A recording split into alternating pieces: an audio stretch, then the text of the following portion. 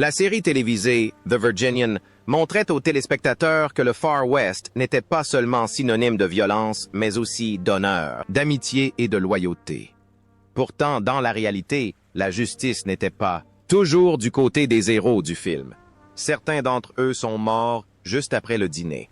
Certains meurent dans des accidents étranges qui mettent fin à leur carrière et à leur vie. D'autres disparaissent si discrètement que leur nom n'apparaît même pas dans les journaux. Saurez-vous les reconnaître? Rejoignez-nous dans ce voyage à la découverte de leurs histoires et rendez hommage à leur mémoire. Doug McClure dans le rôle de Trampas. Doug McClure est né le 11 mai 1935 à Glendale, en Californie. Il a débuté sa carrière cinématographique en 1972 à l'âge de 27 ans en Virginie, où il incarnait Trampas, un cowboy, charmant, énergique et espiègle, dont l'humour et la personnalité attachante contrastaient fortement avec le ton sérieux de la série.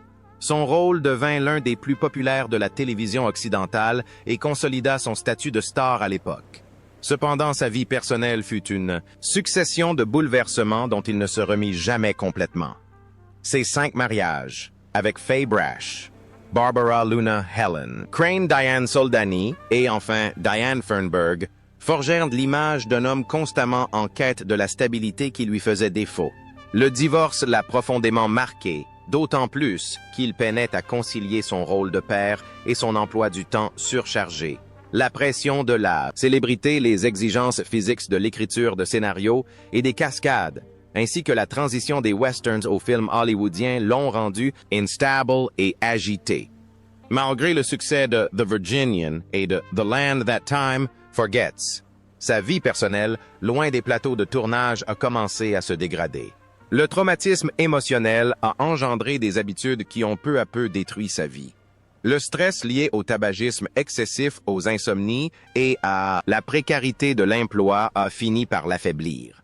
Au début des années 1990, on lui a diagnostiqué un cancer du poumon avec métastases au foie et aux os. Malgré cela, il a continué à travailler allant même jusqu'à se fondrer sur le tournage de One West Waikiki quelques semaines avant l'annonce du diagnostic. Doug McClure est décédé le 5 février 1995 à Sherman Oaks, en Californie, à l'âge de 59 ans après une courte mais intense lutte contre un cancer du poumon. Il repose au cimetière Forest Lawn Memorial Park au moment de son décès. Sa fortune était estimée à environ 2 millions de dollars, fruit de décennies de travail acharné, malgré des épreuves personnelles. James Drury dans le film Virginie. James Drury est né le 18 avril 1934 à New York. En 1972, à l'âge de 28 ans, il intègre la distribution de la série western The Virginian, où il incarne un fermier discret, fiable et anonyme, connu simplement sous le nom de The Virginian. Interprétant le personnage principal, il réalise un épisode de 90 minutes diffusé chaque semaine pendant 9 saisons, devenant ainsi la figure emblématique de la série. Mais derrière l'image d'un cowboy intrépide se cachait un homme en proie à des tourments émotionnels. Son premier mariage avec Crystal Horton Mill, 957 964 Cest, effondré sous le poids d'un rythme de tournage effréné, épuisé par les exigences de la paternité, et son second mariage avec Phyllis Mitchell. 1968. 1979 a connu le même sort, il a été éclipsé par les attentes placées en lui après le succès de The Virginian. Même pendant la période faste de films comme Ride the High Country, sa vie personnelle a sombré dans le chaos. Ses problèmes ont fini par nuire à sa santé et à son bien-être. Des années d'équitation de cascade et de tournage en pleine nature ont eu un impact considérable sur sa santé, et le traumatisme de ces 2 divorces l'a conduit à un repli sur soi progressif. Lorsqu'il épousa Carl Ann Head en 1979, il trouva auprès d'elle une stabilité précieuse, mais son décès en 2019 le bouleversa à nouveau. L'année précédente, il avait été rongé par un profond chagrin qui accentua la fatigue sourde qui le rongeait depuis l'apogée de sa gloire dans le genre western. James Drury s'est éteint de cause naturelle le 6 avril 2000. Vint à l'âge de 85 ans à Houston, au Texas, 12 jours seulement avant son 86e anniversaire. Les dernières années de sa vie furent relativement calmes, marquées par la contemplation et une fortune de 1,5 million de dollars qu'il avait accumulé grâce à des décennies de travail acharné et de force mentale. Lee J. Cobb dans le rôle du juge Garth. Lee J. Cobb est né le 8 décembre 1911 à New York, à 51 ans en 1911. 62, il rejoint la distribution de The Virginian et interprète le juge Henry Garth, le propriétaire sévère et intègre du ranch Shiloh. Son autorité devient un élément clé des premières saisons de la série, son allure imposante et sa voix grave et profonde font de lui l'un des personnages les plus mémorables de l'univers western de la série. En réalité, Cobb était bien plus profondément blessé que tous les personnages qu'il incarnait. Son premier mariage avec Helen Beverly, qui dura de 1940 à 1952, s'était effondré sous le poids psychologique du macartisme à Hollywood, une période où sa famille était en proie à la peur et à la méfiance. Contraint de témoigner devant la Commission des activités anti-américaines, Wack Cobb intitula son album Collage to Survive, Collage pour survivre, une décision qui le hanta détériora ses relations et contribua à la dépression nerveuse de Beverly. Son second mariage avec Mary Hirsch Mill, 1957-1976, lui apporta une certaine stabilité affective, mais des années d'anxiété, d'épuisement et le rythme effréné de la vie théâtrale, surtout après son rôle de Willie Loman dans Death of an Agent, finirent par l'affecteur et le rendre irritable. La pression liée au maintien d'une carrière publique et la lutte contre la honte personnelle mirent à rude épreuve sa santé déjà fragile, son cœur affaibli depuis les années 1900. 550 fut encore davantage mis à rude épreuve par des décennies de stress. Le surmenage, un chagrin incessant et un cycle infernal de tournage et de répétition à Broadway. Le juge Garth paraissait digne et déterminé, mais le véritable Lee J. Cobb était complètement épuisé par le poids émotionnel de la reconstruction, d'une vie presque anéantie par la politique et la peur. Tragiquement, Lee J. Cobb décéda d'une crise cardiaque le 11 février 1976 à l'âge de 64 ans à Woodland Hills en Californie.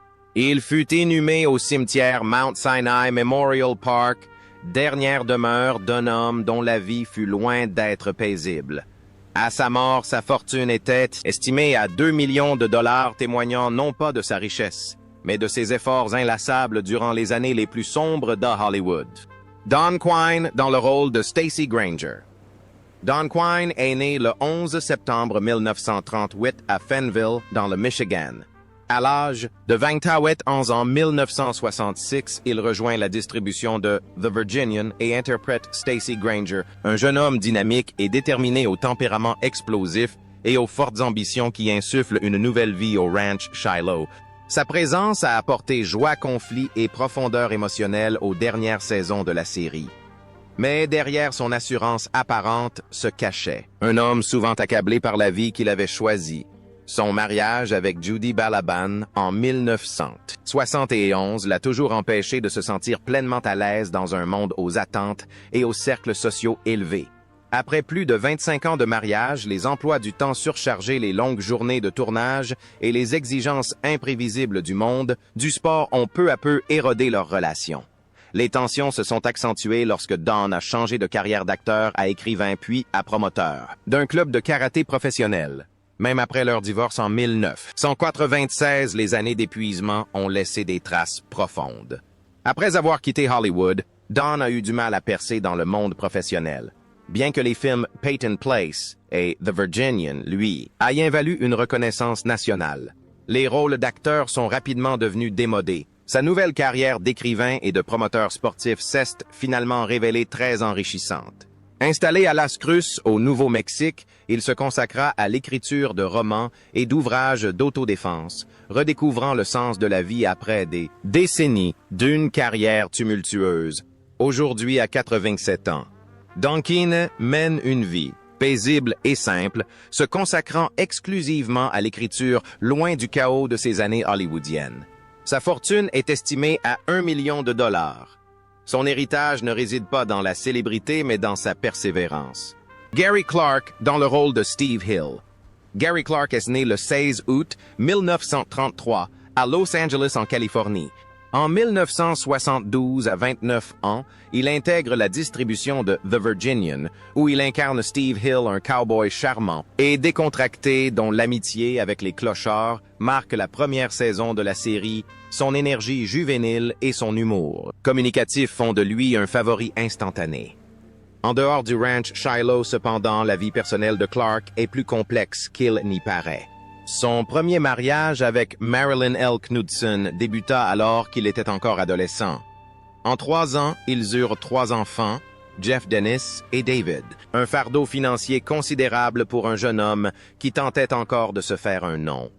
L'échec de ce mariage laissa de profondes cicatrices émotionnelles qui affectèrent son second mariage avec l'actrice Pat Waddell.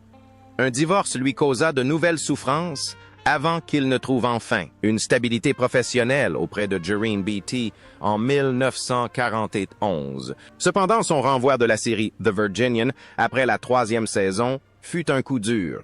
La perte soudaine d'un revenu stable a contraint Clark à tout recommencer. Pour subvenir aux besoins de sa famille, il a commencé à écrire des scénarios sous son propre nom. Bien qu'il ait trouvé un épanouissement créatif dans des séries comme Max la menace, la transition n'a pas été facile. Des problèmes financiers, des attentes changeantes et le sentiment d'être oublié par Hollywood l'ont tourmenté pendant des années. Gary Clark a aujourd'hui 412 ans. Il participe toujours à des événements et conventions de fans du Far West où il partage régulièrement ses souvenirs de la série qui l'a marqué. Il mène également une vie privée épanouie avec son épouse Jareen. Sa fortune, estimée à 2,5 millions de dollars, témoigne d'une longue carrière bâtie non pas sur la célébrité, mais sur la persévérance, une évolution constante et une détermination sans faille à tracer sa propre voie, même lorsque Hollywood l'avait pratiquement abandonné. John McIntyre contre Clay Granger. John McIntyre est né le 27 juin 1907 à Spokane, dans l'État de Washington. En 1967, à l'âge de 60 ans, il intègre la distribution de la série télévisée The Virginian, dans le rôle de Clay Granger, un éleveur discret et expérimenté qui hérite du ranch Shiloh après la mort de son frère. Sa présence constante et sa nature, à la fois bienveillante et cynique, en font un personnage récurrent de la série. Mais loin des plateaux de tournage, McIntyre portait un fardeau bien plus lourd que n'importe quel western ne pouvait le montrer. Son mariage avec Jeanette Nolan en 1935 fut long et stable, mais aussi marqué par une profonde tristesse. Son fils, Tim McIntyre, lutta pendant des années contre la toxicomanie et une maladie qui s'aggravait et finit par mourir d'une insuffisance cardiaque. Un événement qui affecta profondément John et plongea sa famille dans le deuil. Avant la tragédie, McIntyre travaillait intensivement depuis des décennies. Reprendre le rôle de Ward Bond dans Wagon Train après la mort. Soudain de Bond représentait une pression énorme pour lui et le rythme de tournage exténuant le poussait constamment à bout. Lorsqu'il commença à travailler sur The Virginian, les effets des années écoulées étaient déjà clairement visibles. Le monde exigeant du cinéma, le tabagisme et les longues journées de travail ont aggravé sa maladie pulmonaire qui a finalement évolué en emphysème, puis en cancer du poumon dont il est décédé plus tard, malgré des rôles principaux dans La guerre des clans, Psychose et des dizaines d'autres westerns qui lui ont valu une reconnaissance internationale. John McIntyre est décédé le 30 janvier 1941 à Pasadena, en Californie, à l'âge de 83 ans, des suites de complications liées à l'emphysème et au cancer du poumon. Il repose désormais en paix après une vie marquée par la persévérance, la loyauté envers sa famille et une souffrance qu'aucun père ne devrait avoir à endurer. Au moment de sa mort, sa fortune était estimée à 3 millions de dollars, une fortune qu'il avait gagnée grâce à des décennies de dur labeur, faisant de lui l'un des acteurs de cinéma occidental les plus respectés de sa génération. Clu Gulager, dans le rôle d'Emmett Riker. Clu Gulager est né le 16 novembre 1928 à Holdenville, dans l'Oklahoma.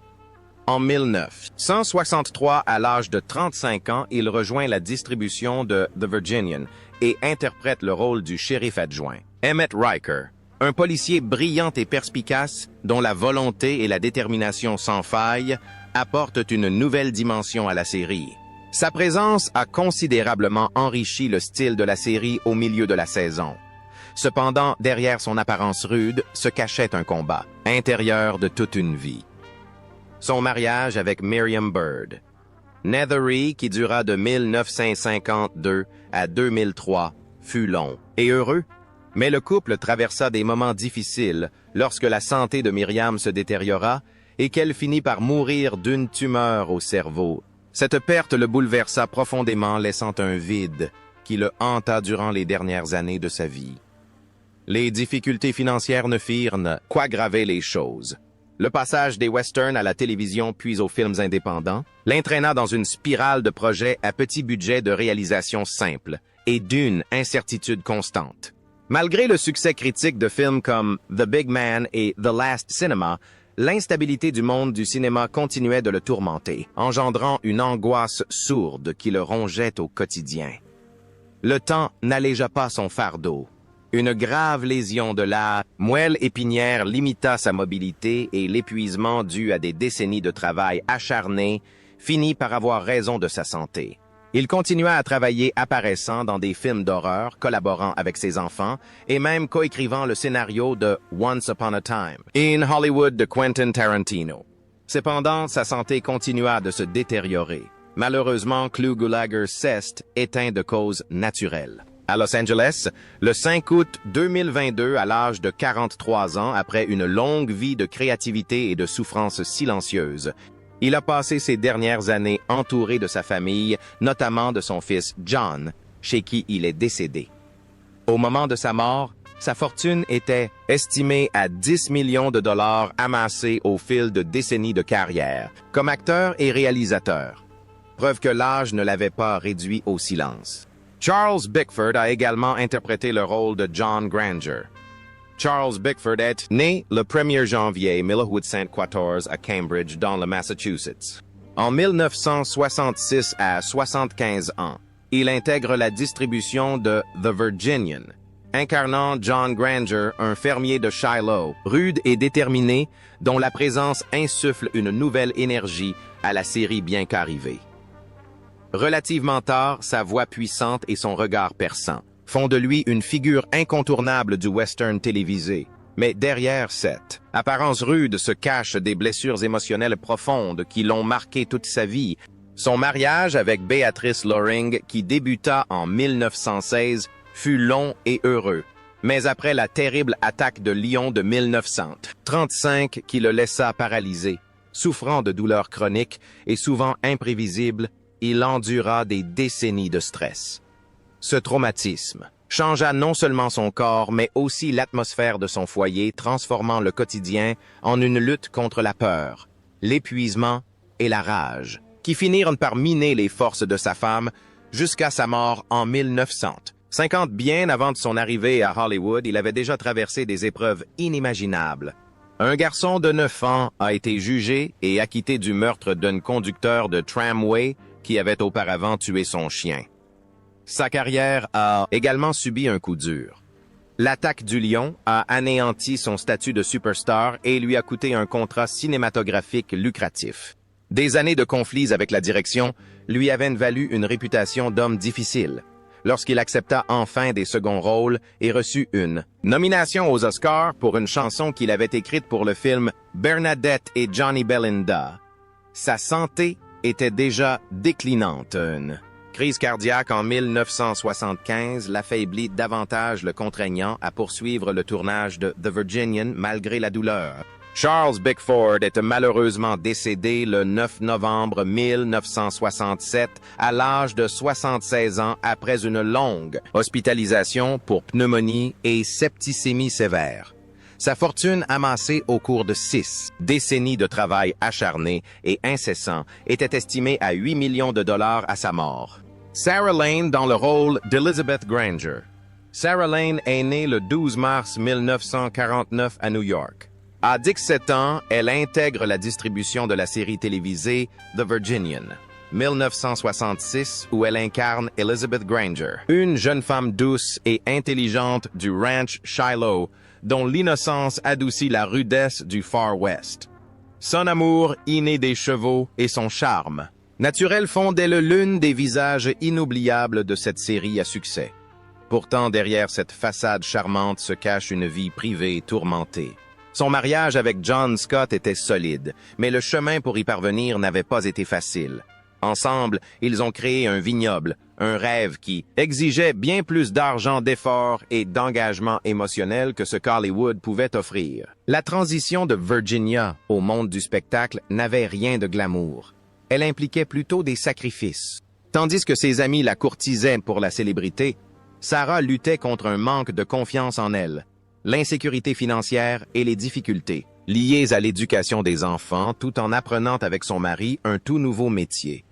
Ces épreuves mirent leur mariage à rude épreuve et les contraignirent à trouver un équilibre entre amour et survie. Les années qui suivirent furent pour eux source de fierté et de tristesse. Le succès de Havens Vineyard ne se fit pas au détriment de sa réputation, plongeant Sarah dans une crise d'identité.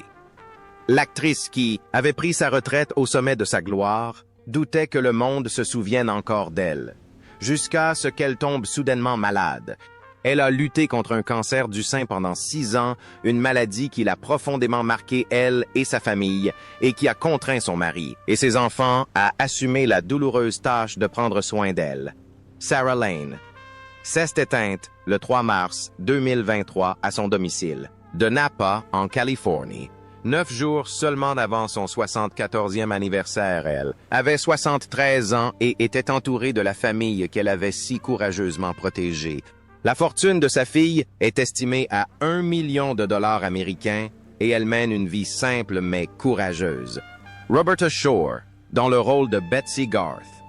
Roberta Shore est née le 7 avril 1943 à Monterey Park, en Californie. En 1972, à 19 ans, elle intègre la distribution de la série The Virginian, où elle incarne Betsy Garth, la fille pleine de vie du juge Garth. Sa douceur et son innocence adoucissent la rudesse du Far West. Dès les premiers épisodes, son charisme juvénile devient l'un des atouts majeurs de la série et fait d'elle une icône pour les adolescents. Pourtant, derrière le sourire radieux et assuré de la jeune star hollywoodienne se cache une jeune fille qui a dû affronter de nombreuses épreuves bien avant d'atteindre l'âge adulte. Son premier mariage avec Kent Knowlton. Christensen 1964-1974 lui a donné 2 filles, mais lui a aussi imposé un lourd fardeau. La pression de la célébrité, le conflit entre les exigences professionnelles et sa foi mormone, ainsi que le traumatisme émotionnel de son départ dès Hollywood à 22 ans, ont eu raison d'elle. Son second mariage avec Terry C. Barber, 1983 987, lui a également causé de grandes souffrances, se terminant brutalement par la mort de ce dernier, la laissant confrontée à une nouvelle perte dévastatrice. Bien que son 3e mariage avec Ron Fredrickson lui ait enfin apporté la stabilité, la douleur de son enfance ne cesse jamais complètement estompée. Le monde du spectacle l'a également marqué. Roberta a débuté sa carrière comme enfant-actrice et a grandi sous une pression constante. Elle a souffert de l'anxiété et de l'épuisement émotionnel, inhérents au métier d'actrice adolescente dans un univers où la perfection est reine. Malgré des rôles principaux dans des films comme Shaggy Dog, Annette et Father's Choice, elle a quitté le monde du spectacle. Il n'y s'agissait pas seulement de renoncer à la célébrité, mais aussi de trouver la paix intérieure. Au fil du temps, une vie de famille simple est devenue son refuge. Roberta Shore a aujourd'hui 82 ans. Elle mène une vie paisible et pieuse dans l'Utah avec son mari Ron Fredrickson. Elle assiste occasionnellement à des conférences et événements mormons de moindre envergure, mais vit sinon une existence tranquille loin d'Hollywood.